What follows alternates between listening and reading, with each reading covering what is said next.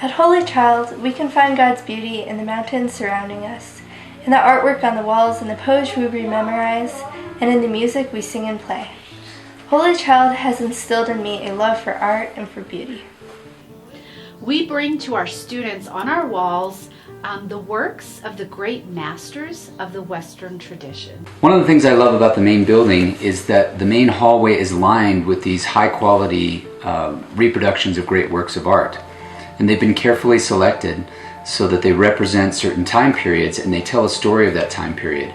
And the idea that the kids throughout their day are able to look at these works of art and take them in and digest them and think about them and return to them over and over again, that's such a treasure and such a gift that they've been given.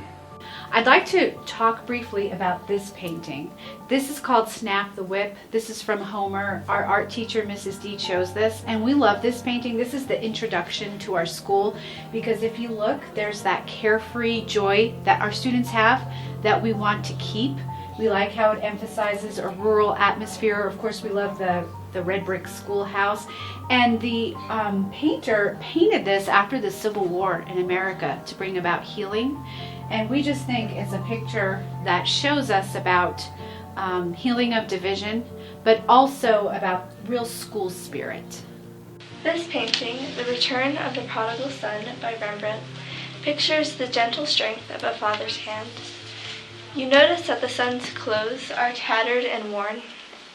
It shows us that the father is not afraid to touch our brokenness.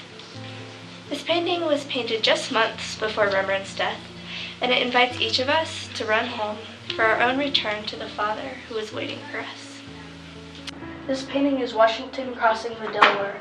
I chose this painting because it shows Washington heading down to Yorktown, which leads to the Yorktown battle. As Washington stands in glory, he gives hope to the troops to stand and fight. This represents that our teachers are good leaders at this school. Also, we are patriotic and orderly, just like this painting. It also goes with our history of America, and the ice represents the challenges that go our way, and we must face them courageously.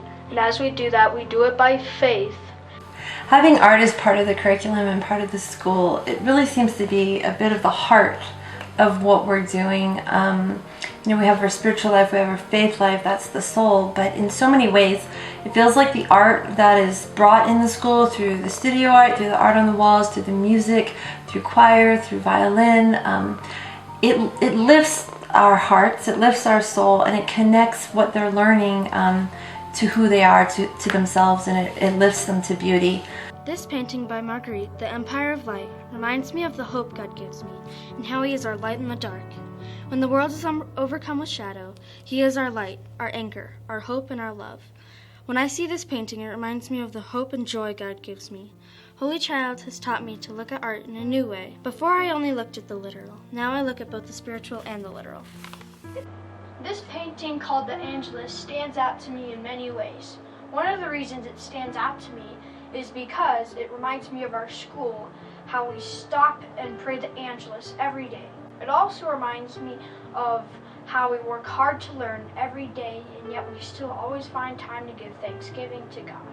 It also reminds me of our teachers, how they work hard to build the foundation of our school and for the love of learning and God at our school. This painting, The Wanderer Above a Sea of Fog, pictures a man standing before the unknown. It inspires in me a sense of mystery and of adventure, and it reminds me that the purpose of our lives as human beings is to find God. At Holy Child, we've been taught how to view beauty. What is beautiful is different than something that is pretty. Beauty should pierce our hearts and remind us of our true calling to be with God. This man seems to stand without fear and is willing to be filled with awe and wonder at the scene before him. This is how we should approach our lives, trusting that God's plan for our future is filled with hope.